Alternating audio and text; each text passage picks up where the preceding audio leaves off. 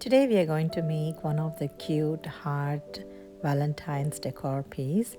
This I saw in, I don't know, maybe Ross or TJ Maxx. I wanted to recreate it.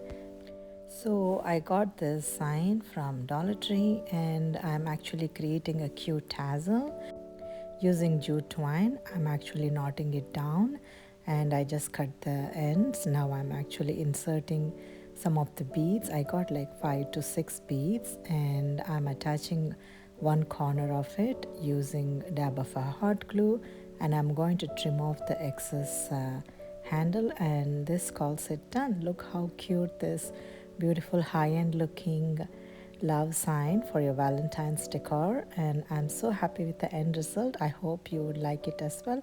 I would love to hear your comments. Thanks for watching and I'll see you again.